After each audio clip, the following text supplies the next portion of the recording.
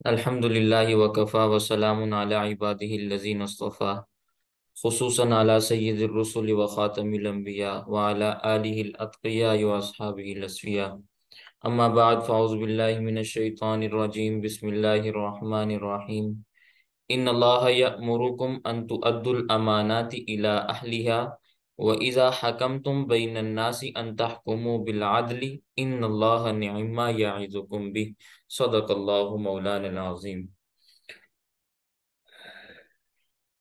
अल्लाह जल्ल शानू ने इस दीन को, जिस दीन पर हम हैं, जिसका नाम दीन इस्लाम है, उसको दीन फितरत बनाया है। और इस दुनिया के मामलात अल्लाह ताला ने इस तरह से चलाए हैं कि वो सारे के सारे फितरत के उसूलों के मुताबिक हैं। अब आपने या हमने या मुसलमानों ने जब किसी मामले में अपने सियासी रहनुमा को चुनना है, तो जो जुमला बोला जाता है वो ये जुमला होता है कि तुम अपने सियासी रहनुमा को चुनो। तो आप खुद ही सोचें कि क्या ये फैसला किसी शख्स के नेक होने की बुनियाद पे किया जाएगा कि वो तहज्जुद का एहतमाम करने वाला है, वो हर वक्त रोजे रखने वाला है यानी साइमुद्दहर है, या अक्ल इंसानी ये बात कहती है कि क़यादत उसको मिलनी चाहिए जो उस क़यादत का अहल हो। मामलात किस तरह तय होने चाहिए आप खुद सोच लें। और फिर जिस इंसान को क़यादत के लिए मुंतखब किया जाए उसके अंदर क्या क्या औसाफ होने चाहिए, अकल इस बात को सोचती है। तो अभी तक जो हमने बात समझी है वो ये कि क़यादत अहल को मिलनी चाहिए, ऐसा अहल जिसके अंदर अदल करने का सलीका हो, जिसको दौलत की सही तकसीम करना आती हो, रईयत और रियाया के हुकूक अदा करने आते हों, उसको कहा जाता है कि ये सियासत का अहल है, क़यादत का अहल है। अब नबी करीम सल्लल्लाहु अलैहि वसल्लम ने अपनी जानशीनी के लिए जो मेयार रखा वो वही हो सकता है जो दीन फितरत के मुताबिक हो। तो मैंने आपके सामने ये बात वाजे की थी कि चारों खुलाफाए राशिदीन जब अपना अपना काम कर चुके और खिलाफत राशिदा की बरकतें, उसके समारात जब लोगों ने अपनी आंखों से देखे, तो उसके बाद यानी खिलाफत राशिदा के बाद ये निजाम किसके हाथ में गया। मैं इस पर वजाहत के साथ बातें आपकी खिदमत में अर्ज कर चुका हूं। तो मैंने आपको ये बात बताई थी कि खिलाफत राशिदा के बाद ये निजाम आया सैयदना अमीर मुआविया रजी अल्लाह तआला अन्हु के हाथ में। तो सैयदना अमीर मुआविया रजी अल्लाह तआला अन्हु की अपनी एक तारीख है। मैंने किसी न किसी दर्जे में कुछ बातें आपके सामने बयान की। अब मैं एक और बात की तरफ आपकी तवज्जो दिलाना चाहता हूँ कि सैयदना अमीर मुआविया रजी अल्लाह तआला अन्हु के दौर में उम्मत मुस्लिमा के सियासी स्टेज का नया रुख क्या था। नया रुख ये था कि मुसलमान अब समंदरों में जाना चाहते हैं, समंदरों में उतरना चाहते हैं और बाहरी जंगों की तैयारी कर रहे हैं। खालिद बिन वलीद रजी अल्लाह तआला अन्हु, साद इब्न अबी वकास रजी अल्लाह तआला अन्हु, इन जैसे जलीलुल कदर जर्नैल किस्म के सहाबाई किराम सहराए अरब में अपने घोड़े दौड़ा चुके, अपनी बहादुरी के जौहर दिखला चुके। अब जो अगला लेवल था उसके बारे में मैंने ये अर्ज किया कि वो बाहरी जंगों का एहतमाम था। तो आप इस बात को याद रखें कि अगर किसी से ये सवाल किया जाए कि मुसलमानों ने अपनी तारीख में ये मोड़ कहां से शुरू किया कि अब बर्री मार्कों के बाद हमने बहरी बेड़े तैयार करने हैं, जमीनी लड़ाई के बाद अब हम समंदरी लड़ाई की तरफ जा रहे हैं और समंदरों में उतर रहे हैं ताकि दुनिया के दूर दूर के किनारों तक पहुंच सकें, तो बहरी बेड़े की इब्तिदा किसने की। सबसे पहले ये ख्याल सैयदना अमीर मुआविया रजी अल्लाह तआला अन्हु को आया और उन्होंने अमीरुल मोमिनीन सैयदना उस्मान गनी रजी अल्लाह तआला अन्हु, जो उस वक़्त खलीफा राशिद थे, उनसे अर्ज किया। उनको सारी की सारी बात अपनी बताई और फिर बुढ़ापे में सैयदना उस्मान गनी रजी अल्लाह तआला अन्हु ने, बुढ़ापे में रगों में खून जवानों वाला ही था, फैसला किया कि अब ये काम भी हमने करना है। और सैयदना उस्मान गनी रजी अल्लाह तआला अन्हु अपनी सिफात की वजह से, सियासत और तदबीर की वजह से और हुक्मरानी के जौहर की वजह से वो यही फरमाते थे कि भाई ठीक है, आगे बढ़ना है, हमारा मकसद है, मिशन है, तो लिहाजा आगे बढ़ो। तो अमीर मुआविया रजी अल्लाह तआला अन्हु ने पहला बाहरी बेड़ा तैयार किया, खुद भी साथ चले। और जब सैयदना अमीर मुआविया रजी अल्लाह तआला अन्हु की अपनी हुकूमत थी, तो कुस्तुनतुनिया की फतह के लिए बाहरी बेड़े को रवाना किया। अब जब सैयदना अमीर मुआविया रजी अल्लाह तआला ने बाहरी जंगों का आगाज किया, तो मैंने आपको बताया था कि ये सिर्फ उनकी अपनी तबीयत नहीं थी, उनका अपना तकाजा नहीं था, बल्कि हुजूर अकरम सल्लल्लाहु अलैहि वसल्लम को ख्वाब में अल्लाह ताला ने ये बशारतें अता फरमा दी थी। उस ख्वाब का कल के सबक में मैंने आपके सामने तज़किरा किया था। तो अब पता ये चलता है कि उस ख्वाब से हजरत अमीर मुआविया रजी अल्लाह तआला अन्हु सबक हासिल कर रहे हैं और अपने अगले इकदामात की जानिब बढ़ रहे हैं। और फिर सैयदना अमीर मुआविया रजी अल्लाह तआला अन्हु ने जो कामयाबियां हासिल की, वो इस्लाम की कामयाबियां कहलाई। और नबी करीम सल्लल्लाहु अलैहि वसल्लम की जबानी भी वो इस्लाम की कामयाबियां ही शुमार हुई, अगरचे करने वाले सैयदना अमीर मुआविया रजी अल्लाह तआला अन्हु थे। और उस ख्वाब का तज़किरा बुखारी शरीफ के अंदर मिलता है, मैंने कल के सबक में आपके सामने बात अर्ज की थी। खैर, यहाँ तक बात कल के सबक में मुकम्मल हो गई थी। अब जब सैयदना अमीर मुआविया रजी अल्लाह तआला अन्हु का आखिरी वक्त था, तो उन्होंने अपना जानशीन किसी को तो तय करना था ना। तो सैयदना अमीर मुआविया रजी अल्लाह तआला अन्हु की नजर उस शख्स पर थी कि अब ऐसा शख्स आए जिसने बाहरी मशकें की हों, उनका नजरिया था। तो उन्होंने उस वक़्त के जो सहाबाई किराम उनकी मजलिस शूरा में मौजूद थे, बड़े बड़े अकाबिर सहाबाई किराम, उनसे मशवरा किया।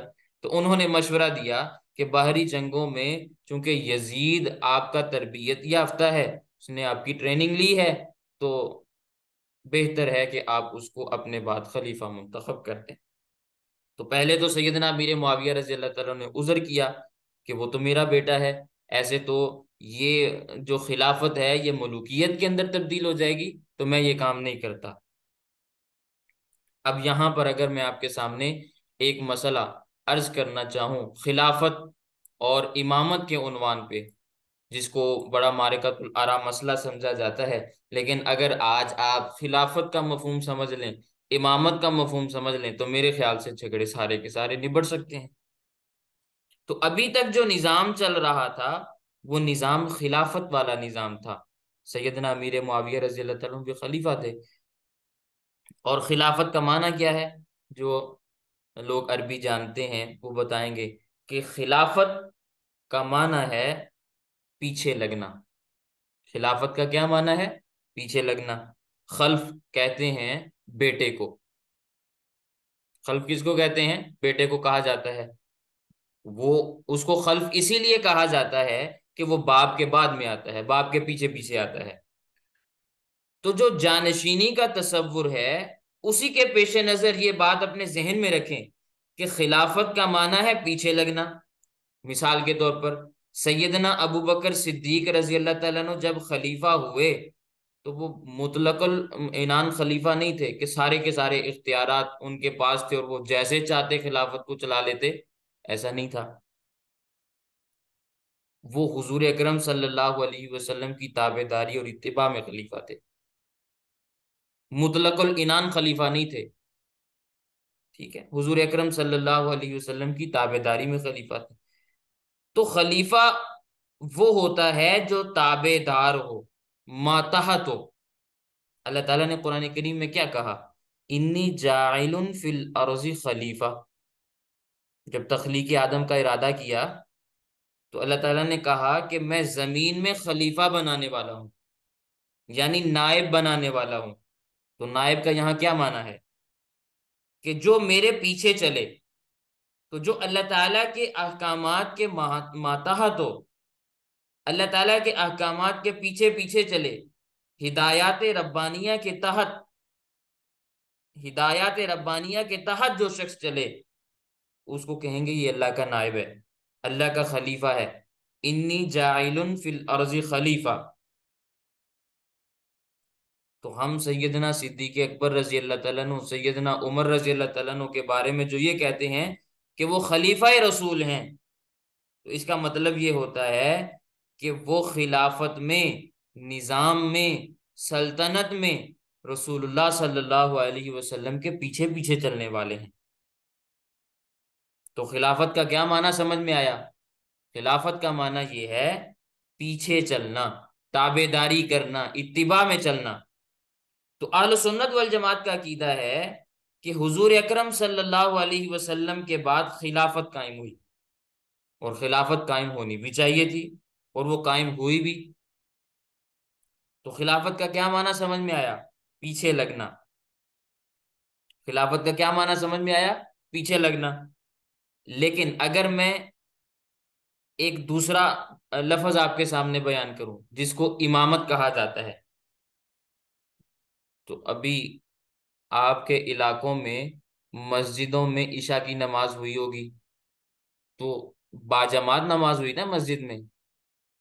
तो बाजमात नमाज कैसे हुई? कि एक इमाम आगे मौजूद था, तभी तो बाजमात कहलाई ना। इमाम मौजूद ना हो तो जमात की नमाज कैसे होगी? तो जो आगे था उसको क्या कहा जाता है? इमाम। तो इमामत का क्या माना हुआ? आगे होना। बात समझ में आई? अहलुस सुन्नत वल जमात का यही नजरिया है, और बुनियादी अकायद में से हमारा ये अकीदा है कि हुजूर अकरम सल्लल्लाहु अलैहि वसल्लम के बाद खिलाफत है, इमामत नहीं है। यानी नबी करीम सल्लल्लाहु अलैहि वसल्लम के बाद उनके पीछे पीछे चलना है, उनके आगे आगे नहीं चलना। तो हमारा आलू सुन्नत वल जमात का अकीदा नबुव्वत के बाद खिलाफत का है। लेकिन जो लोग सहाबा किराम के नाकिदीन हैं, उन पे तनकीद करने वाले हैं, उनको बुरा भला कहने वाले हैं, वो कहते हैं कि भी नहीं, नबुव्वत के बाद इमामत है। वो 12 इमामों का अकीदा रखते हैं कि नहीं रखते? 12 इमामों की इमामत का उनका अकीदा है। तो हुजूर अकरम सल्लल्लाहु अलैहि वसल्लम के बाद इमामत है या खिलाफत है, ये फैसला आज आपने करना है कि खलीफा होना चाहिए था या इमाम होना चाहिए था, आगे लगना चाहिए था नबुव्वत के बाद या नबुव्वत के पीछे लगना चाहिए था। तो मैंने अपना अकीदा आपके सामने वाजे कर दिया कि हुजूर अकरम सल्लल्लाहु अलैहि वसल्लम के बाद खिलाफत है। और अगर मेरी बात आप ना माने तो अल्लाह के कुरान की बात को मान लें। सूरत नूर में अल्लाह ताला ने क्या बात इरशाद फरमाई आयत इस्तिखलाफ में? वअदल्लाहुल्लज़ीना आमनू मिनकुम व अमिलुस सालिहात लयस्तखलिफन्नहुम फिल अर्ज। अल्लाह ने वादा फरमाया कि इस पैगंबर के बाद खिलाफत कायम होगी। तो नबुव्वत के बाद खिलाफत होगी, ये किसने मसला बयान किया? अल्लाह के कुरान ने। तो यही हमारा अकीदा है। लेकिन अगर उनके बाद इमामत हो, तो ये एक दूसरे ग्रोह का नजरिया है ना, उनका अकीदा है।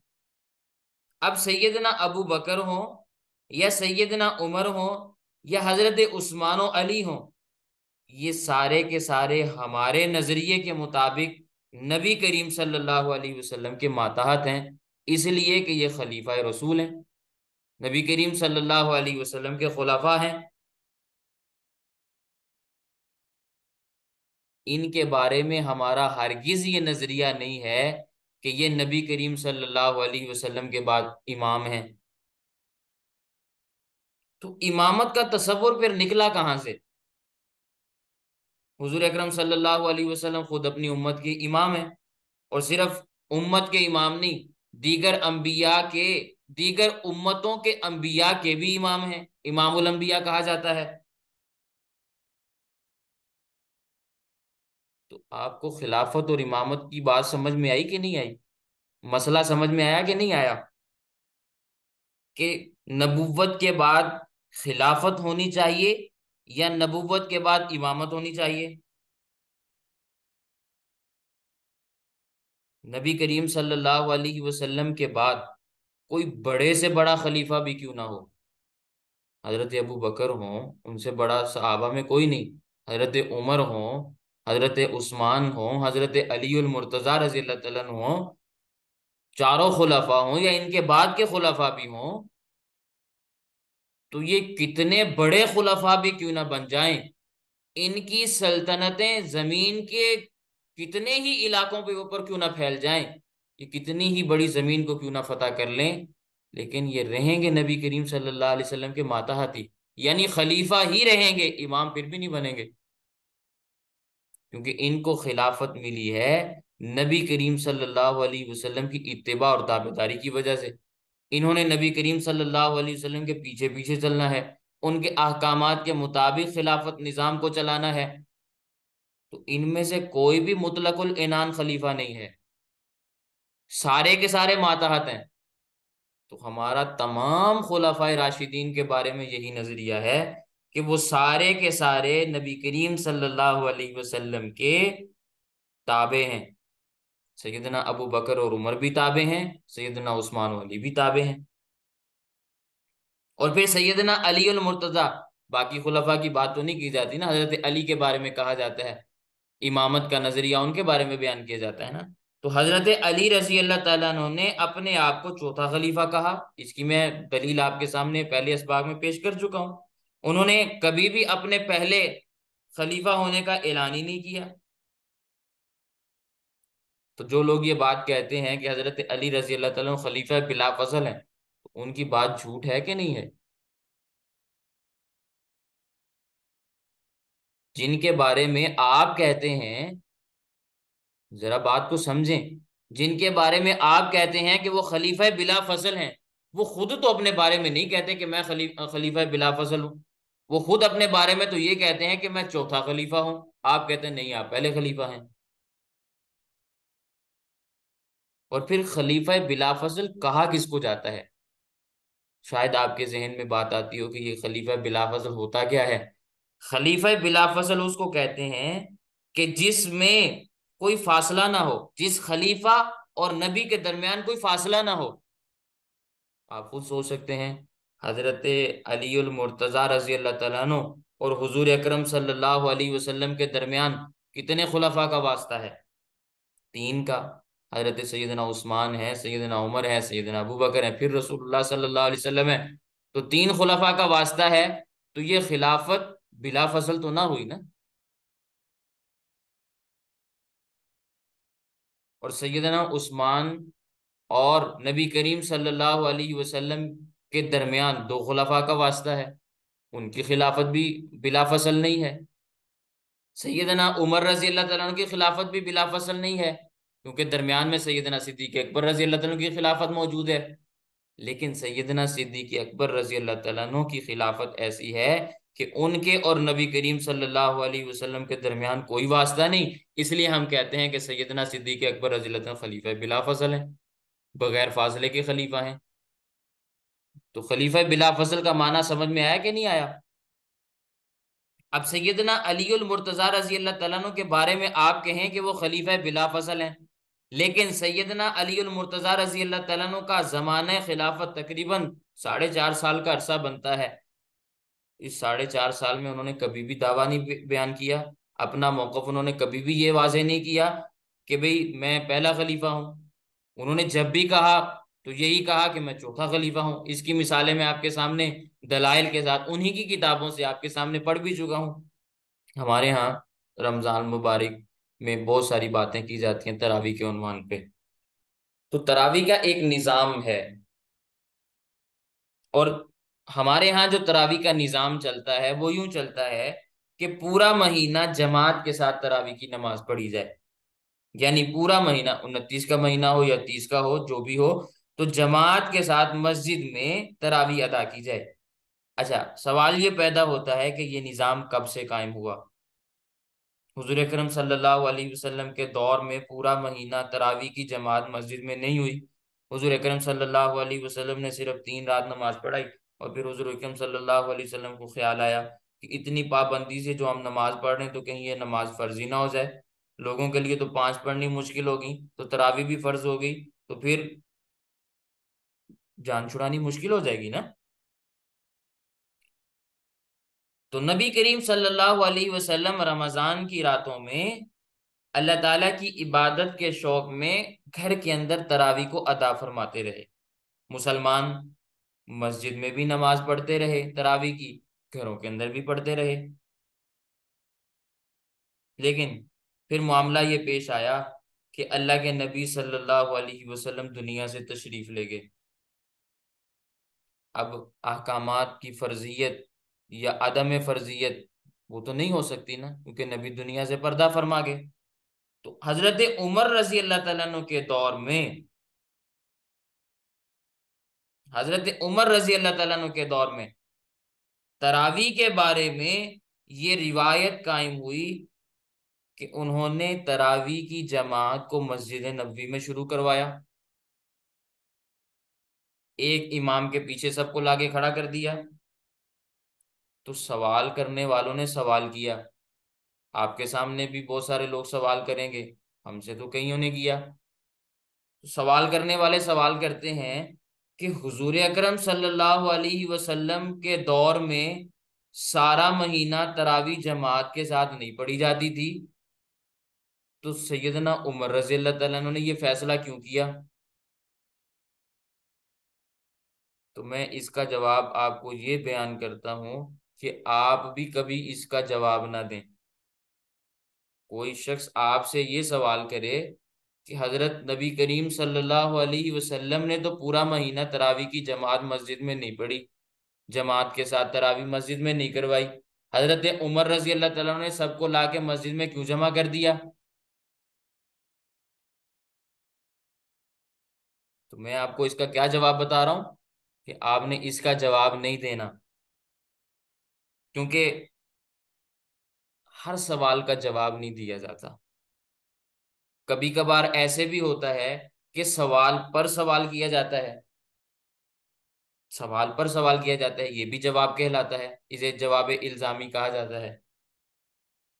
तो जब आपसे कोई सवाल करे कि हजरत उमर रजी अल्लाह तआला ने सारा महीना तरावी जमात के साथ मस्जिद में क्यों जारी की, तो आप उल्टा सवाल करें कि हमारा सवाल ये है कि हजरत अली उल मुर्तजा रजी अल्लाह तआला अन्हु जब खलीफा राशिद बने तो उन्होंने सारा महीना तरावी की जमात बंद क्यों नहीं करवाई?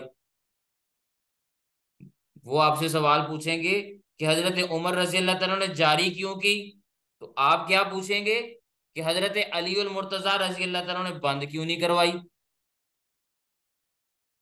हजरत अली रजी अल्लाह तआला जब खलीफा हैं तो पहले वाले तमाम खुलफा, खुलफाए सलासा, सैयदना सिद्दीक अकबर, सैयदना उमर, सैयदना उस्मान रिजवानुल्लाहि ताला अलैहिम अजमाइन, वो सारे के सारे जन्नत की ठंडी नींद में सो रहे थे।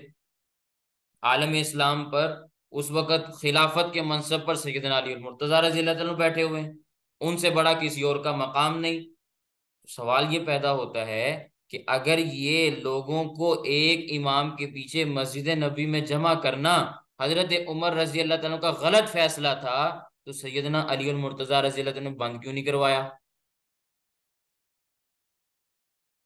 तो सवाल ये नहीं है कि हजरत उमर रजी अल्लाह तआला ने जारी क्यों किया, सवाल ये है कि हजरत अली रजी अल्लाह तआला ने बंद क्यों नहीं किया। एक और मिसाल अगर मैं आपके सामने अर्ज करना चाहूँ, जुमा की अजान के, आज भी जुमा था ना, जुमा की अजान के मुतालिक। अब पहले जुमा की अजान किस तरह होती? जुमा की अजान इस तरह होती थी जिस तरह आज मस्जिदों में अजानें होती, ये तरीका नहीं था। मस्जिद के ऊपर बुलंदी में या बाहर जाकर अजान दी जाती थी। आज भी दुनिया में ऐसी मसाजिद मौजूद है, मैंने अपनी आंखों से देखी हैं, जहाँ स्पीकरों में अजान आज भी नहीं होती, मस्जिद के में उसके ऊपर मीनार के ऊपर खड़े होकर अजानें दी जाती हैं। अल्लाह ताला आपको भी दिखाए। तो इस्लाम का एक हसीन दौर याद आता है। तो खैर, जुमा की अजान इस तरह होती थी कि मस्जिद के बाहर जाकर या बुलंदी के ऊपर खड़े होकर अजान दी जाती। और जब अजान हो जाए तो कुरान करीम में अल्लाह ताला ने जुमा के लिए हुक्म क्या बयान फरमाया? इज़ा नूदिया लिस्सलाति मिन यौमिल जुमा फसआउ इला जिक्रिल्लाह। जब जुमा के दिन आजान हो जाए उसके बाद कारोबार नहीं करना। उस दौर में कारोबार छोड़ना फिर भी आसान था। क्योंकि बड़ी बड़ी फैक्ट्रियां नहीं थी। लेकिन आज जो फैक्ट्रियों के मालिकान हैं, या फैक्ट्रियों के वर्कर्स हैं, जिनकी फैक्ट्रियां दिन रात चलती हैं, तो फैक्ट्री के मालिक को एहसास होता है ना कि भाई अगर मेरा ये वर्कर कुछ मिनट्स के लिए नमाज के लिए चला गया, या जुमे वाले दिन हमने छुट्टी कर दी, तो नुकसान कितने डॉलर्स का होगा। आजकल गेम डॉलर्स में चलती है कि नहीं चलती? रुपए पैसे को कौन पूछता है? तो आजकल की फैक्ट्रियां वो डॉलर्स पैदा करती हैं, डॉलर उगलती हैं, और डॉलरों में कमाई होती है। तो आज के जमाने में कोई आसानी के साथ नमाज के लिए वक़्त निकाल सकता है जुमा के दिन? तो कोई आसानी के साथ जुमा के लिए आ सकता है? नहीं आएगा। तो हजरत उस्मान गनी रजी अल्लाह ताला अन्हु ने अपने उस दौर में देखा कि मुसलमानों की तादाद ज्यादा हो गई है, तो उन्होंने कहा कि जो बाहर अजान होती थी ना जुमा की, उसको अंदर ले आओ, और जिस वक्त इमाम मिंबर पर आ जाए खुतबा पढ़ने के लिए, तो उस वक्त जुमा की अजान दो, ताकि खुतबे के फौरन बाद जमात हो जाए, खुतबे के फौरन बाद जमात हो जाए, तो जल्दी जल्दी जमात हो जाएगी ना, तो लोग भी आ जाएंगे जल्दी जल्दी से, और किसी के ऊपर हराम का फतवा भी नहीं लगेगा। सबको पता होगा कि भाई जुमे की अजान होने वाली है, अब इसके बाद हमने कारोबार नहीं करना, फौरन जमात खड़ी हो जाएगी, लिहाजा भागे भागे मस्जिद में आ जाओ। और अजान के बाद, यानी जुमा की नमाज के बाद, अल्लाह ताला ने क्या फरमाया? इज़ा नूदिया लिस्सलाति मिन यौमिल जुमा फसअू इला ज़िक्रिल्लाह वज़रुल बैअ। कारोबार छोड़ दो, लेकिन जुमा के बाद कारोबार की इजाजत दे दी। जुमा की नमाज पढ़ो, उसके बाद फिर दुकानें खोल लो। तो हजरत उस्मान गनी रजी अल्लाह तआला का देखे जहन कहाँ पहुंचा कि अब उम्मत की कसरत हो गई है, कारोबार की जरूरत है, लोगों के कारोबार को बंद करने के वो हक, लोग अपने कारोबार को बंद करने के हक में नहीं है। तो उन्होंने ये कहा कि पहले अजान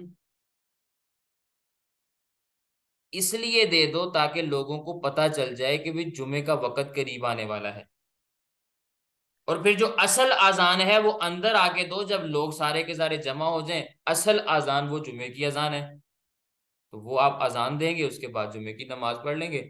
लोगों को लोगों के ऊपर किसी किस्म के हराम काम का फतवा भी नहीं लगेगा, और जुमे का जो तकाजा है वो भी पूरा हो जाएगा। तो सैयदना उस्मान गनी रजी अल्लाह तआला ने सहाबा के मशवरे से जुमा की आजानें एक की बजाय दो कर दी।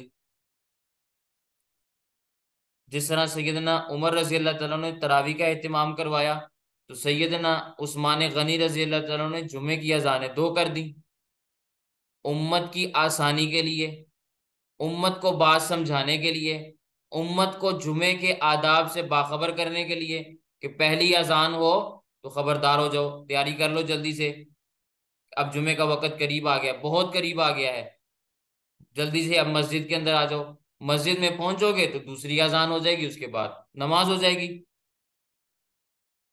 तो मुसलमानों का जो जुमा है वो आसानी और सहूलत के साथ, बगैर किसी हराम का इर्तिकाब किए अदा हो जाएगा। तो सैयदना उस्मान गनी रजी अल्लाह ताला अन्हु ने जुमे की दो अजानें शुरू करवाई। अब लोग सवाल करते हैं कि हजरत उस्मान गनी रजी अल्लाह ताला ने दो अजानें कहाँ से निकाल ली? तो वही जवाब जो मैंने पिछले पिछले उन्वान पर आपके सामने बयान किया, तरावी के मौजू पे, वही जवाब यहाँ पे है। कि सवाल ये है कि अगर सैयदना उस्मान गनी रजी अल्लाह तआला अन्हु का ये अमल गलत था, तो सैयदना अलीउल मुर्तजा रजी अल्लाह तआला अन्हु के दौरे खिलाफत में उसको रुकवाया क्यों नहीं गया? समझ में आई मेरी बात? उसको रुकवाया क्यों नहीं गया? और हजरत उस्मान गनी रजी अल्लाह तआला अन्हु का ये जो फैसला था, ये कुरान करीम की फहम का नतीजा था। कुरान करीम की आयत को उन्होंने समझा, दर्जा इज्तिहाद पे फाइज थे, बात उनको समझ में आई, उन्होंने अजान एक की बजाय दो शुरू करवा दी। तो हम सैयदना उस्मान गनी रजी अल्लाह तआला अन्हु के इस इज्तिहाद को भी कबूल करते हैं, सैयदना उमर रजी अल्लाह तआला अन्हु के तरावी वाले इज्तिहाद को भी कबूल करते हैं। इसी तरह बाकी खुलाफाए राशिदीन, उनके इज्तिहादात भी हम मानते हैं।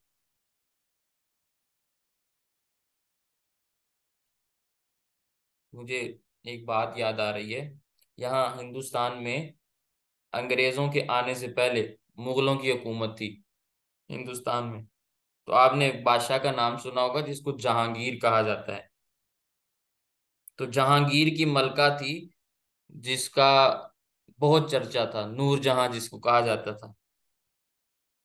तो वो ईरान से आई थी। उसने जहांगीर को कहा कि हिंदुस्तान में बड़े बड़े उलमा हैं, कोई हमारे अकीदे का आलिम आलिम ईरान से भी मंगवा दो, क्योंकि वो अकीदे के एतबार से दूसरी थी। उसने कहा कि भाई कोई हमारे अकीदे का आलिम ईरान से मंगवा दो। तो जैसे आज के जमाने में बीवी की बात को रद्द करना मुश्किल होता है, तो उस जमाने में भी ऐसे ही था। तो जहांगीर ने कहा कि ठीक है। तो एक शिया आलम ईरान से मंगवाया गया जिसका नाम है काजी नूरुल्लाह शोस्तरी। वो हिंदुस्तान आया, बहुत बड़ा था। उसको बुलाया गया। तो इंडिया में आके उसने बहुत सारे काम किए अपने मजहब की इशाअत के लिए। तो उसने एक किताब भी लिखी।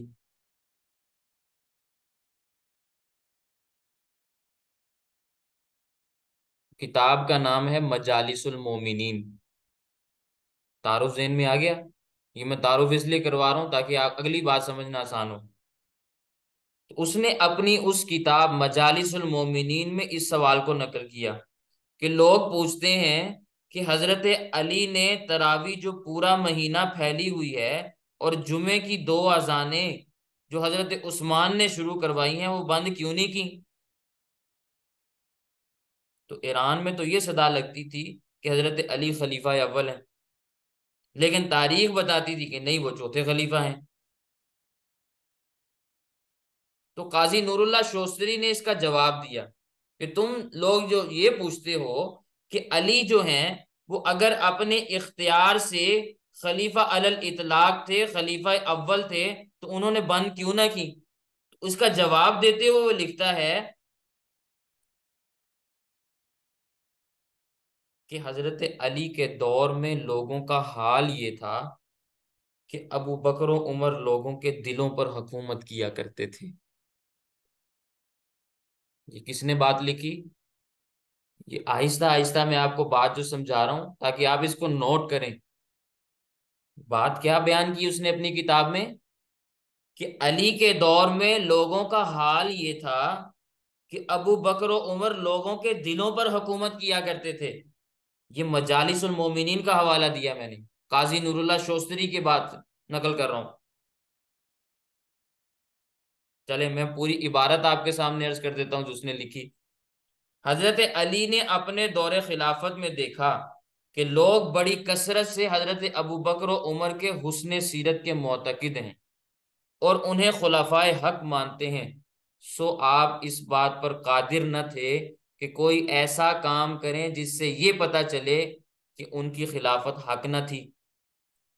उस जमाने के अक्सर लोग ये अकीदा रखते थे कि हजरत अली की खिलाफत उन्हीं की खिलाफत पर मबनी है, और अगर अबू बकर और उमर की खिलाफत को गलत समझा जाए तो इससे हजरत अली की खिलाफत भी गलत समझी जाएगी। जो बात मैंने आपके सामने हवाले के साथ अर्ज की वो आपको समझ में आई?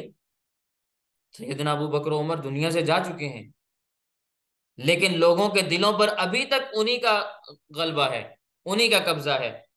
तो सैयदना अली और मुर्तजा रजी अल्लाह अन्हु बावजूद खलीफा होने के, ये उसके अल्फाज के मुताबिक, उसकी किताब के मुताबिक, वो इतनी ताकत और इस्तिताद नहीं रखते थे कि कोई ऐसा काम करें जिससे ये पता चले कि ये अलल इतलाक खलीफा नहीं है।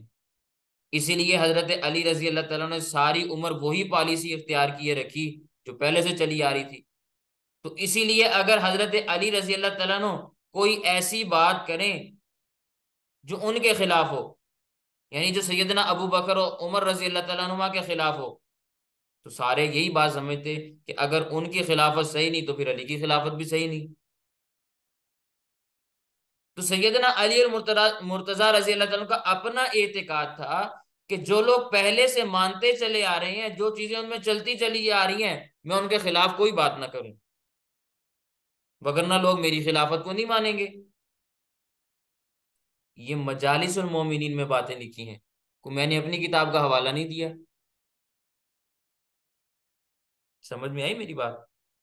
खैर, जब सैयदना अली और मुर्तजा रजी अल्लाह तआला अन्हु शहीद हो गए, तो मैंने पिछले असबाग में ये बातें आपके सामने अर्ज की थी कि हजरत हसन रजी अल्लाह तआला अन्हु सैयदना अली और मुर्तजा रजी अल्लाह तआला अन्हु के जानशीन मुंतखब हुए। और फिर सैयदना हसन रजी अल्लाह तआला अन्हु ने मुसलमानों को एक करने के लिए सैयदना अमीर मुआविया रजी अल्लाह तआला अन्हुमा से इत्तेहाद किया और अपनी हुकूमत उनके सुपुर्द कर दी, यानी उनके साथ एक मुआहदा किया। उस मुआहदे के अल्फाज कशफुल गुम्मा में मौजूद हैं, जो हमारी किताब नहीं है, ये भी उन्हीं की किताब है, उसमें ये अल्फाज मौजूद हैं। ये मुआहदा जो हसन बिन अली बिन अबी तालिब और मुआविया बिन अबी सुफियान के साथ हो रहा है, वो इस तरह है कि वो अपनी खिलाफत, अपनी ममलिकत, अपनी हुकूमत, अपनी सल्तनत सुपुर्द करे अमीर मुआविया के, बशर्त ये कि अमीर मुआविया अहद करे कि मैं खुलफाए सालिहीन की सीरत पर चलूंगा। ये कशफुल गुम्मा के अल्फाज हैं, मेरे नहीं है। तो हजरत हसन रजी अल्लाह तआला ने जो कहा कि खुलफाए सालिहीन की सीरत, तो हजरत हसन रजी अल्लाह तआला ने इसमें क्या बात समझाई? उन्होंने भी राशिदीन के बारे में वही रिवायत इख्तियार की, पहले खुलफा को मानने के लिए जो हजरत अली ने इख्तियार फरमाई थी। तो सैयदना हसन रजी अल्लाह तआला अन्हु किसके पीछे चल रहे हैं? सवाल पैदा होता है ना, कि सैयदना हसन रजी अल्लाह तआला अन्हु फिर किसके पीछे चल रहे हैं? तो जवाब बिल्कुल वाज़ेह है कि अपने वालिद सैयदना अली अल मुर्तजा रजी अल्लाह तआला अन्हु के नक्शे कदम पर चल रहे हैं। तो जब सैयदना अली अल मुर्तजा रजी अल्लाह तआला अन्हु ने अपने आप को चौथा समझा, तो फिर सैयदना हसन रजी अल्लाह तआला अन्हु का अकीदा क्या होना चाहिए? उनका नजरिया भी यही था कि हजरत अली रजी अल्लाह तआला अन्हु चौथे खलीफा हैं। अब जब हुकूमत अमीर मुआविया रजी अल्लाह तआला अन्हु को दे रहे हैं, और सैयदना अमीर मुआविया रजी अल्लाह तआला 20 साल फिर उसके बाद हुक्मरान रहे, और उस वक्त हजरत हसन और हुसैन रजी अल्लाह तआला जो पहले इराक में रहते थे, वो वापस मदीना मुनव्वरा में आ गए। इराक की रिहाइश को उन्होंने छोड़ दिया, अपने नाना के शहर में आ गए, क्योंकि जो सुकून और जो राहतें मदीना में थी वो कहीं भी नहीं है। तो सवाल ये पैदा होता है कि उन दोनों का वहां आना किस लिए था? ये बातें मैं पहले आपके सामने अर्ज कर रहा हूं, थोड़ी थोड़ी तकरार के साथ आ रही हैं। वो इसलिए था कि अलल ऐलान हिस्सी तौर पर ये चीज सबके ऊपर आश्कार हो जाए कि हजरत मुआविया रजी अल्लाह तआला को हुकूमत जो हमने दी है, वो दिल से दी है, इत्मीनान से दी है, सुकून से दी है, किसी मजबूरी के तहत नहीं दी। और फिर जो लोग मेरे वालिद यानी हजरत अली और मुर्तजा रजी अल्लाह तआला को इराक में तंग करने वाले थे, उनसे जान छुड़ाकर हम यहाँ आए हैं। खैर, जब सैयदना हसन रजी अल्लाह तआला ने हुकूमत सैयदना अमीर मुआविया रजी अल्लाह तआला के हवाले की, तो फिर मुसलमान एक हो गए और फिर इस्लाम आगे बढ़ना शुरू हुआ। लेकिन एक मामला फिर पेश आया। मामला ये पेश आया कि सैयदना हसन रजी अल्लाह तआला की शहादत होगी, और मुफसिदीन ने, फसाद फैलाने वालों ने यह मशहूर कर दिया कि सैयदना हसन रजी अल्लाह तआला अन्हु की शहादत हुई है जहर देने से, और ये जहर दिलवाया है सैयदना अमीर मुआविया रजी अल्लाह तआला अन्हु। तो जरा आप गौर व फिक्र करें, सोचें इस मामले में कि जब सैयदना हसन रजी अल्लाह तआला अन्हु ने हुकूमत सैयदना अमीर मुआविया रजी अल्लाह तआला अन्हु के हवाले कर दी, हुकूमत उनको दे दी, शर्तें भी लग गई, मामला तय हो गए, तो कुछ जहर देने की जरूरत थी? जहर देना होता तो उस वक्त देते जब सैयदना हसन रजी अल्लाह तआला मसनद खिलाफत पर बैठे हुए हैं। उस वक्त तो मुखालिफत समझ भी आती थी और टकराव समझ भी आता था। तो अगर सैयदना अमीर मुआविया रजी अल्लाह तआला अन्हु ने सैयदना हसन रजी अल्लाह तआला अन्हु को जहर ही देना होता, तो कब देना चाहिए था? लेकिन जब मुज़ाकरात हो गए, मुआहदा हो गया, हुकूमत ले ली, और वो लोग इराक छोड़कर मदीना में आ गए, मुसलमान फिर एक हो गए, आलम इस्लाम एक हो गया, इत्तेहाद हो गया। अब कोई जहर देना बनता था।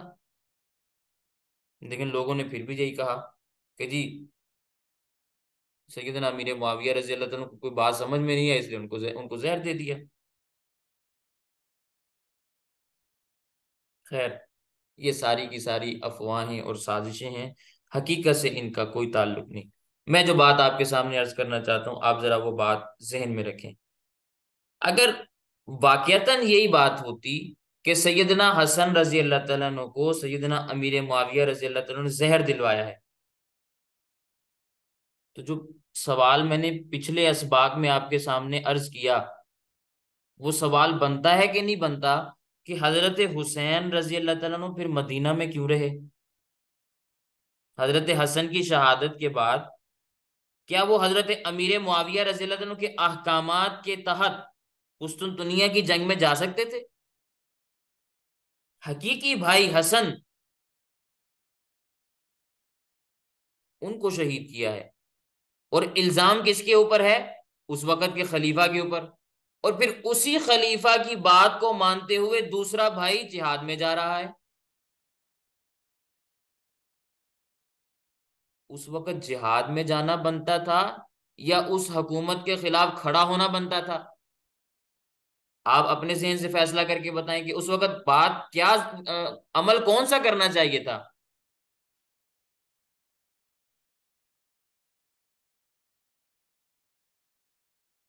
लेकिन अगर सैयदना हुसैन रजी अल्लाह तआला अन्हु उस वक़्त सैयदना अमीर मुआविया रजी अल्लाह तआला अन्हु के सामने खड़े नहीं हुए और अलम जिहाद को या अलम बगावत को बुलंद नहीं किया, इससे ये बात हमें समझ में आती है कि ये सिर्फ मुफसिदीन का फसाद था, शरीरों की शरारत थी, हकीकत से इसका कोई ताल्लुक नहीं था।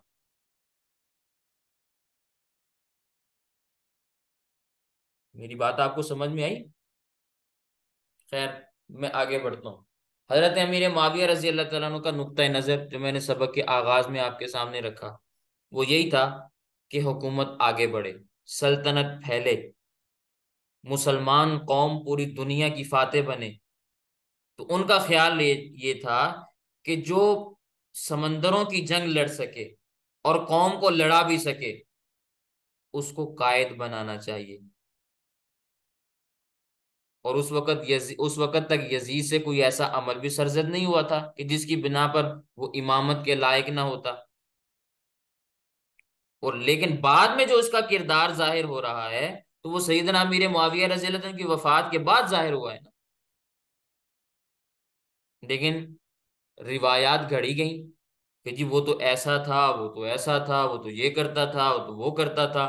तो अगर वो सारी की सारी बातें आपको मालूम है, तो सैयदना हुसैन रजी अल्लाह तआला अन्हु को नहीं पता थी जब वो उनके साथ कुस्तुन दुनिया के जिहाद में जा रहे हैं?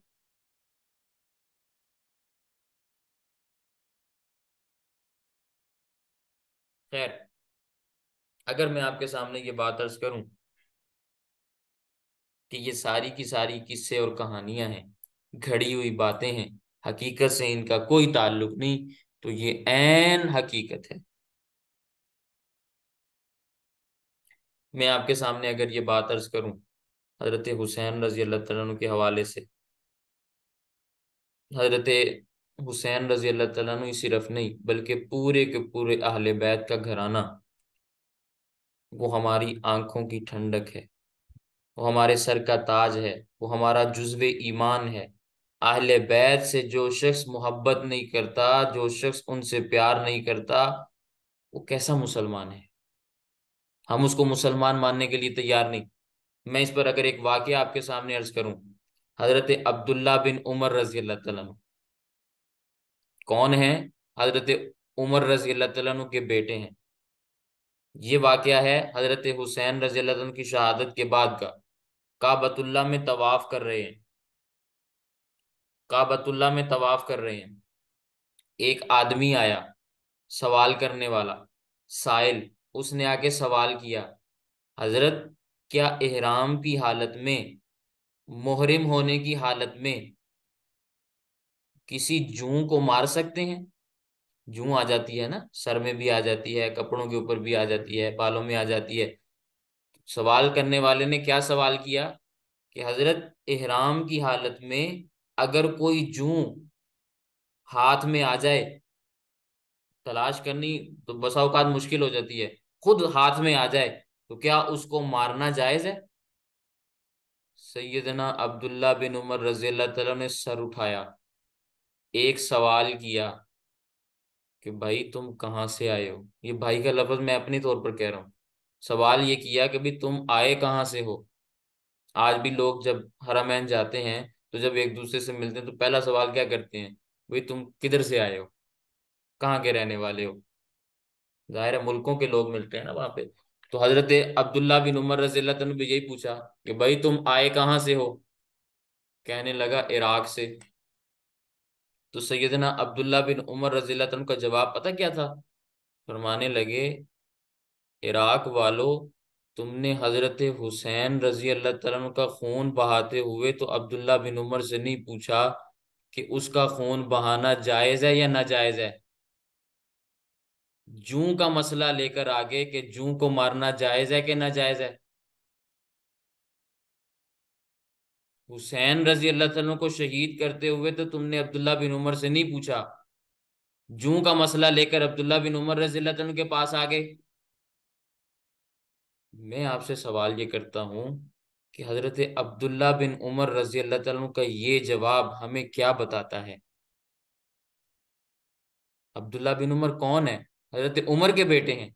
उनका ये जवाब हमें क्या बताता है? कि हजरत अब्दुल्ला बिन उमर रजी अल्लाह तआला अन्हु के दिल में हजरत हुसैन रजी अल्लाह तआला अन्हु की मोहब्बत है, अहले बैत की मोहब्बत है, और वो उस शहादत के ऊपर रंजीदा हैं, गमजदा हैं। और यही मामला आज हमारा है। तो जब हम अपने अकाबिर और असलाफ के नक्शे कदम पर चलते हुए, हमारे अकाबिर और असलाफ कौन है? अब्दुल्ला बिन उमर रजी अल्लाह तआला जैसे अकाबिर सहाबा, इतने बड़े बड़े लोग जब अपने दिली जज्बात और अकीदत के साथ हजरत हुसैन के साथ हैं, तो हम भी हजरत हुसैन रजी अल्लाह तआला के साथ हैं। मैं अगर इसकी एक मिसाल आपके सामने अर्ज करना चाहूँ, हजरत हुसैन रजी अल्लाह तआला ने जब इरादा किया कि अब मैं मदीना से आ जाऊं इराक, दूसरी जानिब यजीद हुक्मरान है और मैं यहाँ नहीं रहता मदीना में, मैं वापस इराक चला जाऊं। तो हजरत हुसैन रजी अल्लाह तआला ने जब इरादा किया कि इराक में वापस चला जाऊं, तो उनको मशवरा देने के लिए कि आप ना जाएं, 5 अब्दुल्ला सामने आए। कितने अब्दुल्ला सामने आए? 5 अब्दुल्ला सामने आए। अगर एक ही अब्दुल्ला, यानी अल्लाह का बंदा, सामने आ जाता तो वो भी काफी था। एक अब्दुल्ला भी आ जाता ना तो वो भी काफी था, लेकिन यहाँ 5 आए। तो कौन कौन से? हजरत अब्दुल्ला बिन उमर रजी अल्लाह तआला अन्हु, हजरत उमर के बेटे, हजरत अब्दुल्ला बिन जाफर रजी अल्लाह तआला अन्हु, हजरत जाफर के बेटे, हजरत अब्दुल्ला बिन अमर इब्ने आस रजी अल्लाह तआला अन्हु, हजरत अमर इब्ने आस रजी अल्लाह तआला अन्हु जरनैल के बेटे, हजरत अब्दुल्ला बिन अब्बास रजी अल्लाह तआला अन्हु, हजरत अब्बास के बेटे, हजरत अब्दुल्ला बिन मुती रजी अल्लाह तआला अन्हु। 5 अब्दुल्ला मैदान में आए हजरत हुसैन रजी अल्लाह तआला अन्हु को रोकने के लिए कि आप वहां ना जाएं। वहां के लोगों ने जिस तरह आपके वालिद को तंग किया, आपको भी तंग करेंगे। जिस तरह वो आपके वालिद की नाफरमानी करते थे, वो आपकी भी नाफरमानी करेंगे। वो आज आपको दोस्त बन के बुला तो रहे हैं कि आप यहाँ आ जाएं, आप अपनी रिहाइश वहीं पे इराक में रख लें, लेकिन आप उधर ना जाएं। मैं आपसे सवाल करता हूँ, समझदारी की बुनियाद पे आपने जवाब देना है। हजरत हुसैन रजी अल्लाह तआला पर अल्लाह ताला करोड़ों अरबों रहमतें नाजिल करे, जब वो मदीना से निकले, तो अगर वो हुकूमत से लड़ने के लिए निकलते, तो मदीना में जो गवर्नर था, जो पहले हजरत अमीर मुआविया रजी अल्लाह तआला के मातहत था, अब वो यजीद के मातहत है, उसने बुलाया, उसने अकाबिरीन को बुलाया, बड़े बड़े लोगों की जो औलादें थी, बड़े सहाबा किराम की औलादें थी, उनको जमा किया। हजरत अबू बकर रजी अल्लाह तआला अन्हु की, हजरत उमर रजी अल्लाह तआला अन्हु की, हजरत उस्मान रजी अल्लाह तआला अन्हु, हजरत अली रजी अल्लाह तआला अन्हु, जितने भी बड़े बड़े लोग थे जिनकी औलादें मौजूद थी, सबको बुलाया और बुला के ऐलान किया कि अमीरुल मोमिनीन सैयदना अमीर मुआविया रजी अल्लाह तआला अन्हु का इंतकाल हो चुका। अब उनको लोगों ने मशवरा दिया था, उनकी शूरा ने फैसला किया था कि बाहरी जंगों का जो माहिर है उसको आगे करना है, तो यजीद मैदान में आ चुका है, आप उसकी बैत करें। तो हजरत हुसैन रजी अल्लाह तआला अन्हु ने उस मौके पे ये नहीं कहा कि मैं बैत नहीं करता।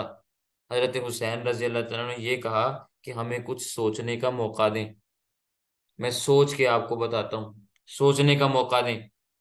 फिर रातों रात उन्होंने इरादा किया, सफर किया। कुछ खुतूत उनको पहले मिल चुके थे, कुछ बाद में मिलते रहे। खैर, ये तो चलने वाली बातें हैं ना। अब जरा ख्याल करें, इस सवाल का आपने जवाब देना है कि भाई हुकूमत सो रही थी जब वो निकले,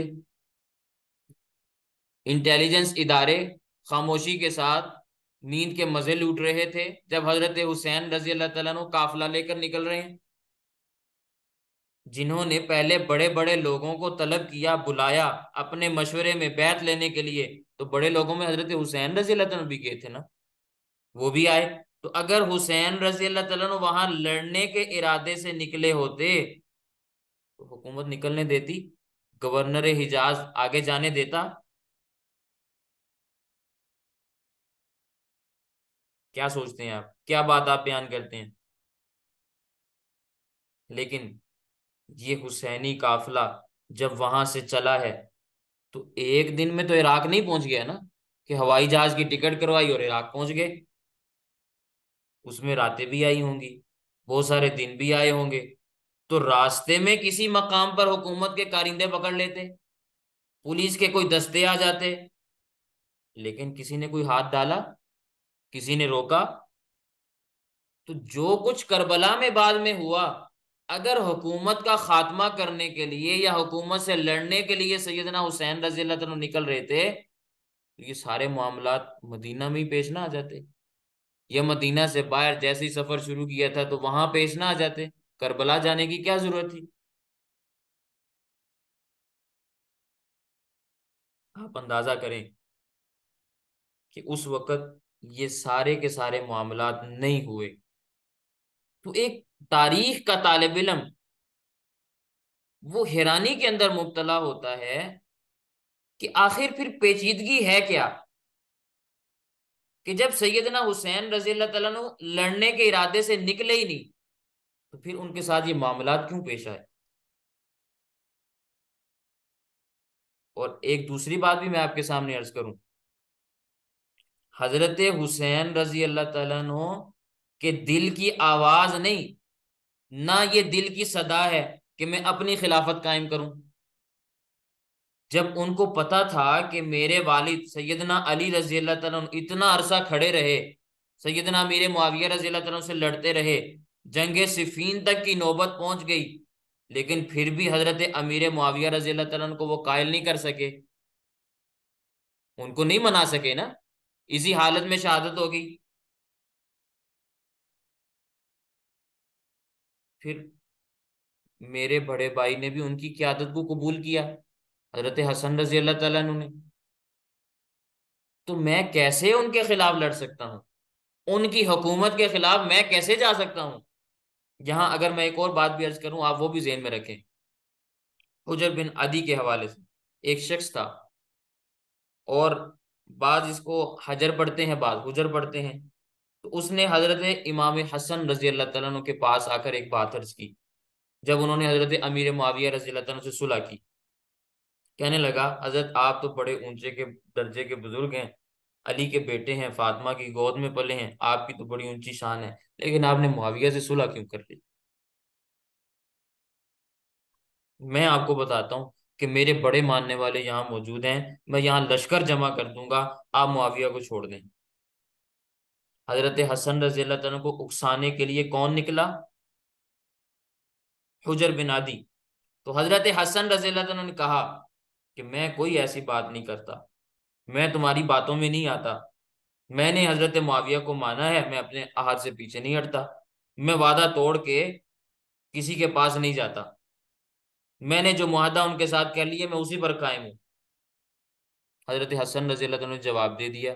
फिर यही बंदा हजरत हुसैन रजी अल्लाह तआला के पास गया, उनको भी जाकर यही बातें की कि आप तो बड़े खानदान के हैं, बड़े साहिब की औलाद हैं, हजरत अली के बेटे हैं, फातिमा की गोद में पले हैं, नबी के नवासे हैं। तो आपके भाई हजरत हसन ने अमीर मुआविया से इत्तेहाद कर लिया, आप इस इत्तेहाद से बाहर निकलें। भाई को मनाए, नहीं मानते तो कम से कम आप बाहर आ जाएं। मैं आपके लिए एक बड़ा लश्कर जमा कर देता हूँ, अगर आप लड़ना चाहते हैं, मैदान सजाना चाहते हैं, तो मैं लश्कर देने के लिए तैयार हूँ, असलहा देने के लिए तैयार हूँ। आप अमीर मुआविया रज़ी अल्लाह अन्हु के खिलाफ खुरूज का ऐलान कर दें।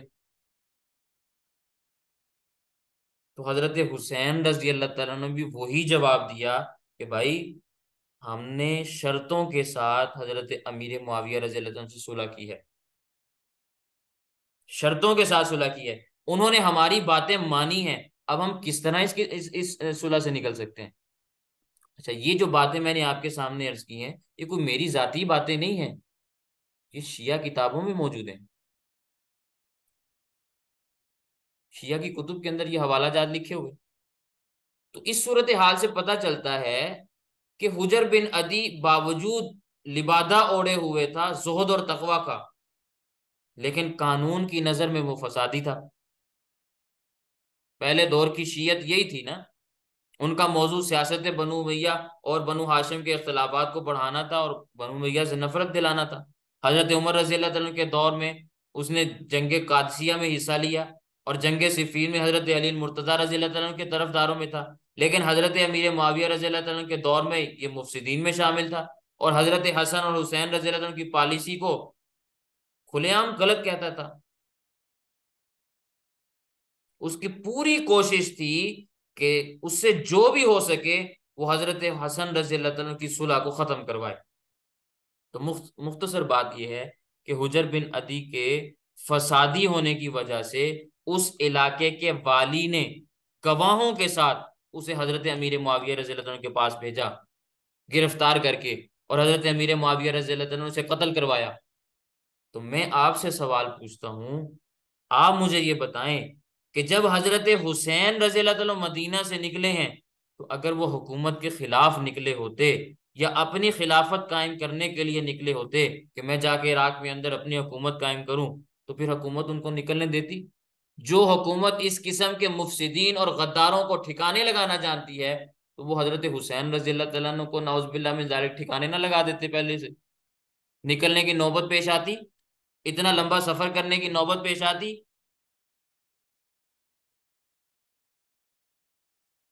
लेकिन मैं इससे भी अगली बात आपके सामने अर्ज करता हूँ। जब आप लड़ने के लिए आए हैं, तो इसके लिए फितरी तकाजा क्या है? ये फितरत है कि जब कोई लड़ने के लिए निकले तो फिर वो आवाज भी देता है कि भाई मेरे साथ आओ, अपने साथियों को निकालता है, साथियों को साथ बुलाता है कि नहीं बुलाता, आवाज देता है। मैं अगर इस पर आपके सामने मिसाल अर्ज करूं कुरान करीम की, हजरत ईसा अलैहिस्सलाम की सीरत हमें एक बात सिखलाती है। हजरत ईसा अलैहिस्सलाम जब निकले तो किस शान से निकले? कुरान करीम के अंदर अल्लाह ताला ने बात बयान फरमाई, हजरत ईसा क्या फरमाने लगे? मन अंसारी इलल्लाह, मैं अल्लाह की राह में निकल रहा हूं, आओ मेरी मदद करो। मन अंसारी इलल्लाह, कौन है जो मेरी अल्लाह की राह में मदद करे? ये आवाज किसने दी? नबी ने, हजरत ईसा अलैहिस्सलाम ने। क़ाल अल हवारियून नहनु अंसारुल्लाह आमन्ना बिल्लाहि वशहद बि अन्ना मुस्लिमून। तो हजरत ईसा के हवारियों ने कहा कि हम आपके साथ हैं। तो ईसा अलैहिस्सलाम ने आवाज दी कि नहीं दी? और फिर हवारी साथ चले कि नहीं चले? सवाल ये पैदा होता है कि आवाज देना किसकी जिम्मेदारी है, साथ चलने वालों की या क्यादत करने वालों की? जो कायद है, जो राहबर है, जो रहनुमा है, वही आवाज देगा ना। आवाज देना उसी की जिम्मेदारी है। मैं हजरत ईसा अलैहि सलाम को छोड़ दे, एक तरफ कर दें, नबी करीम सल्लल्लाहु अलैहि वसल्लम पर आ जाएं। जब अल्लाह के नबी सल्लल्लाहु अलैहि वसल्लम आए तो अल्लाह ताला ने क्या फरमाया, ए मेरे पैगंबर, हर्रिजिल मोमिनीन अलल क़िताल, आपने जब काफिरों से लड़ना है तो मोमिनों को साथ ले जाके लड़ना है। मोमिनों को आवाज दें, तरगीब दिलाएं कि आओ लड़ने के लिए अल्लाह के रास्ते में चलें। तो मरियम अलैहिस्सलाम भी कहें कि आओ मेरी मदद करो अल्लाह के रास्ते में। हुजूर अकरम सल्लल्लाहु अलैहि वसल्लम भी यही कहें कि आओ लोगों अल्लाह के रास्ते में जिहाद के लिए चलें, हर्रिजिल मोमिनीन अलल क़िताल। तो बात समझ में आई। अंबिया की सुन्नत ये है कि जब वो अल्लाह ताला का हुक्म कायम करने के लिए, खिलाफत कायम करने के लिए, अल्लाह ताला की निजाम को कायम करने के लिए, लड़ने के लिए निकलते हैं तो साथियों को आवाज देते हैं। मैंने अंबिया की मिसालें अर्ज की आपके सामने। अंबिया को एक तरफ कर दें, मैं बहुत पीछे आ जाता हूँ। हजरत शाह इस्माइल शहीद नव्वर अल्लाहु मरकदहू जब हिंदुस्तान से चले, हिंदुस्तान के वस्त से, दरमियान से, तो चलते चलते कहां तक आए, सूबा सरहद खैबर पख्तूनख्वा मानसेरा के इलाके में, सिखों से लड़ने के लिए। तो रास्ते में आवाज देते जाते, जिहाद के नारे लगाते जाते, तो फिर लोगों के काफिले साथ मिलते जाते। तो बालाकोट के मकाम पर जो फौज सैयदना हजरत मौलाना इस्माइल शहीद नव्वरल्लाहु मरकदहू ने जमा की, वो सारी की सारी फौज हिंदुस्तान से साथ लेकर नहीं आए। रास्ते में ऐलाने जिहाद करते रहे, लोग साथ चलते रहे। तो अगर शाह इस्माइल शहीद की आवाज पर लोगों के काफिले रास्तों में चल सकते हैं, तो फातिमा का बेटा अगर आवाज देता तो क्या देहात की आबादियां, इर्द गिर्द का माहौल, वो साथ ना देती? और जब वो इराक पहुंचते तो आप बहुत बड़ी फौज ना कहें कि जितनी फौज हुकूमतों की हुआ करती है, कम अज कम कोई 1,000 तादाद तो होती ना, 10,000 तादाद तो होती ना, कोई 20,000 तादाद तो होती ना, 50,000 तादाद तो होती ना। आज के दौर में, आज के दौर में कैसा गया गुजरा दौर है, आप भी हालात से वाकिफ हैं। अल्लाह के नाम की आज भी कोई शख्स आवाज दे, कोई ऐलान करे, तो आज के इस गए गुजरे दौर में, बदमनी के दौर में, अल्लाह के नाम पे हजारों लोग बाहर मैदान में निकल आते हैं। नबी के नाम पे हजारों लोग मैदान में आ जाते हैं। दावत के काम पे कितने लोग इकट्ठे हो जाते हैं, वो सारे अल्लाह और रसूल के नाम पे आते हैं। कितने बड़े बड़े इज्तिमात होते हैं मुसलमानों के, इंसान देख के हैरान रह जाता है। तो आज भी अगर खुदा के बंदे मैदान में निकल सकते हैं इतने जमाने के बाद, तो फातिमा का बेटा अगर आवाज देता तो उसके साथ कितना हुजूम आता। उसके मुकाबले में यजीद की कोई हकीकत थी, कोई हैसियत थी?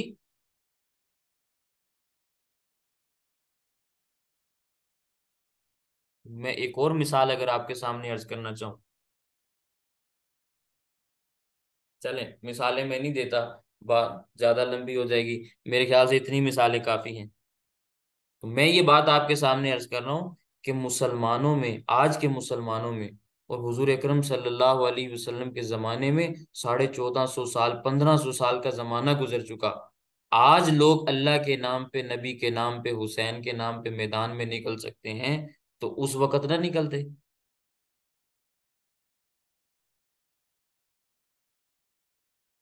मेरी बात आपको समझ में आई? मैं एक और बात आपको समझाना चाहता हूँ, जरा वो भी समझें। हुजूर अकरम सल्लल्लाहु अलैहि वसल्लम की सुन्नत चली आ रही है, खुलफाए राशिदीन की सुन्नत चली आ रही है, सहाबाई किराम की ये सुन्नत चली आ रही है कि जब वो जंग में निकलते तो खुद औरतों और बच्चों को साथ लेकर नहीं जाते थे। आज भी जो फौजी मैदान में जाके लड़ते हैं, तो बीवी बच्चे साथ होते हैं उनके? किस फौजी के बीवी बच्चे साथ होते हैं, जरा आप बताएं। फौजियों के बीवी बच्चे घरों के अंदर होते हैं, वो खुद मैदान में जाते हैं। जिन्होंने जंग लड़नी हो, वो बीवी बच्चों को पीछे छोड़ के आते हैं। लेकिन जो बीवी बच्चों के साथ निकलें, इसका क्या मतलब होता है? वो जंग करने के लिए जा रहे हैं, बच्चों से जंग करवानी है, बीवियों से जंग करवानी, औरतों से जंग लड़वानी है, वो इसलिए साथ लेकर जा रहे हैं। अब जब सैयदना हुसैन रजी अल्लाह तआला अन्हु जा रहे हैं, तो उनके साथ उनकी बहन है या नहीं है? उनके बच्चे उनके साथ हैं या नहीं है?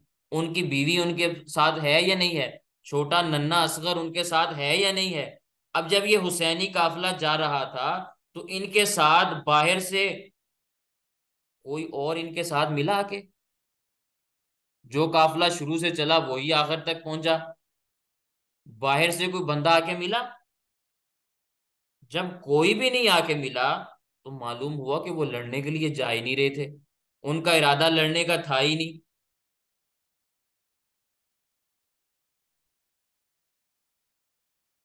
रास्ते में उनको थोड़ा सा तरद्दुद हुआ, शक पैदा हुआ कि हमें जिन 5 अब्दुल्ला ने रोका, जरा हम उनकी बात की जरा तस्दीकी कर लें।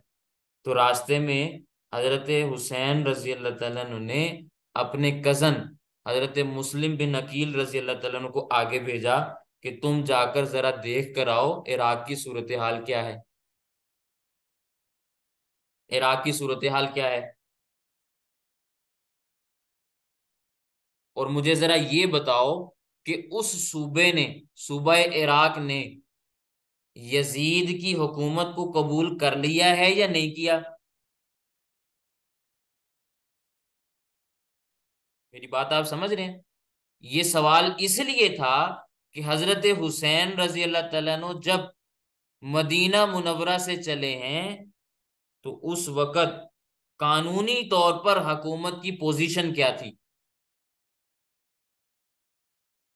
ये बात मैं अगर आपके सामने अर्ज करना चाहूं तो उस वक्त हुकूमत की पोजीशन ये थी कि हुकूमत मुकम्मल तौर पर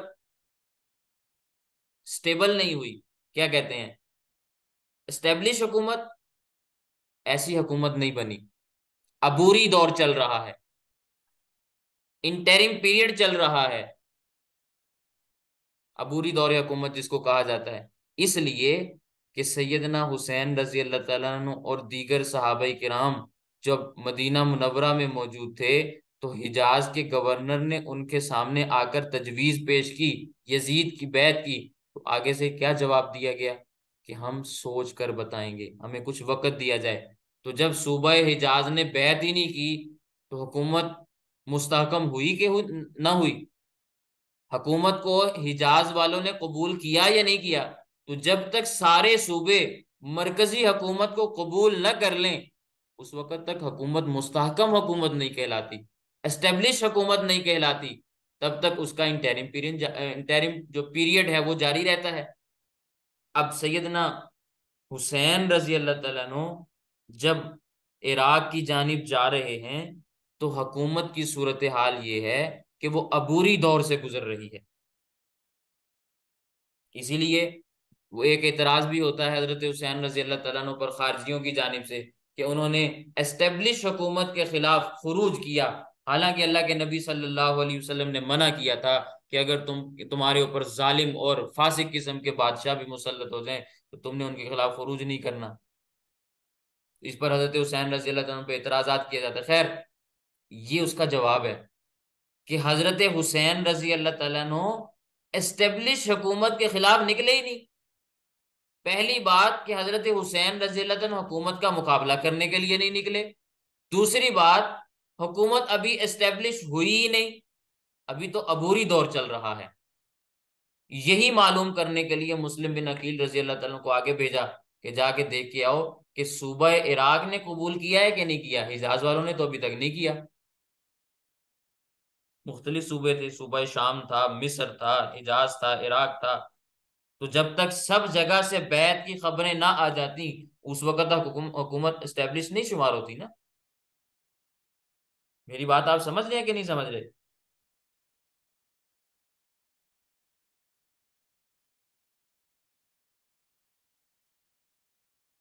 अल्लाह के नबी सल्लल्लाहु अलैहि वसल्लम ने ये बात बयान फरमाई थी, अन्नल इमाम ला यंजिलु बिल फिस्क। किताबों में भी ये बात मिलती है कि इमाम की इमामत यानी खलीफा की खिलाफत फिस्क की वजह से जायल नहीं होती। वो खिलाफत से या सल्तनत से फिस्को फुजूर की वजह से, गुनाहों की वजह से दस्तबरदार नहीं हो सकता, उसके खिलाफ आप खरूज नहीं कर सकते। लेकिन मामला ये है जब हुकूमत मुस्तहकम हो, मजबूत हो, चल रही हो, ये उस वक्त का मामला है। हजरत हुसैन रजी अल्लाह तआला अन्हु जब यजीद की जानिब जा रहे हैं, इराक की जानिब चल रहे हैं, तो उस वक्त तो हुकूमत इस्टेब्लिश ही नहीं हुई, तो इस वजह से ये इतराजात हजरत हुसैन रजी अल्लाह तआला अन्हु पर आते ही नहीं है। खैर, मामला ये है कि हजरत हुसैन रजी अल्लाह तआला अन्हु जब इराक की जानिब जा रहे हैं, तो जाने के मकासद क्या थे, क्या बातें उनके पेश नजर थीं जिनकी वजह से उन्होंने इराक का रुख किया। वो ये चाहते थे कि मैं वहां जाऊं और जाकर इराकियों से बातचीत करूं, जिस तरह मेरे वालिद सैयदना अली अल मुर्तजा रजी अल्लाह तआला अन्हु का इराक के लोगों ने साथ दिया, तो मैं भी वहां जाऊं, शायद वहां के लोग मेरी बात को कबूल करें और हम मिलकर कोई वहां पे फैसला कर सकें, कोई मिलकर फैसला कर सकें। तो हजरत हुसैन रजी अल्लाह तआला अन्हु के एक भाई भी थे जिनका नाम है उस्मान। क्या नाम है? हजरत उस्मान। ये हजरत हुसैन रजी अल्लाह तआला अन्हु के भाई हैं। हजरत अली रजी अल्लाह तआला अन्हु हजरत फातिमा की वफात के बाद जो निकाह किए, तो उनमें से एक बीवी थी, उनमें से ये बेटा पैदा हुआ उस्मान। तो हजरत हुसैन रजी अल्लाह तआला अन्हु के ये भाई हैं, और इस सफर में हजरत हुसैन रजी अल्लाह तआला अन्हु के साथ हैं, और करबला के शुहदा में सरे फहरिस्त हैं। लेकिन हजरत हुसैन रजी अल्लाह तआला ने जब कहा था ना कि मेरी तीन शर्तें हैं, तीन प्रपोजल है मेरे, कि मैं इराक के लोगों की दावत पर यहाँ आया हूँ, यहाँ बैठ के मैं मशवरा करूंगा कि हमने नई हुकूमत को मानना है कि नहीं मानना। हजरत हुसैन रजी अल्लाह तआला ने यही जवाब दिया था ना, जब आप सूबा हिजाज में थे, मक्का में थे, मदीना में थे, तो वहां क्या बात आपने बयान की? आपने यही कहा था ना, मैं सोचूंगा, सोच कर जवाब दूंगा। तो अभी हजरत आ रहे हैं इराक की जानिब, किस लिए आ रहे हैं?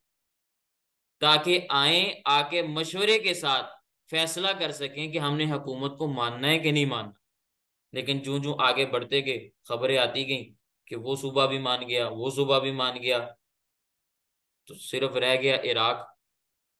तो उन्होंने हजरत मुस्लिम बिन अकील रजी अल्लाह तआला को आगे भेजा कि तुम इराक की खबर लेकर आओ कि वो लोग अपने खतों के ऊपर कायम हैं या बदल चुके हैं।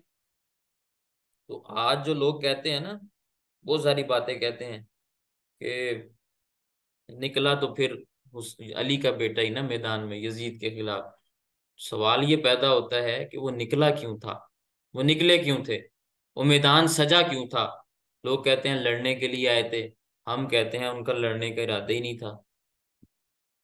हम कहते हैं वो नकल मकानी करने के लिए आए थे।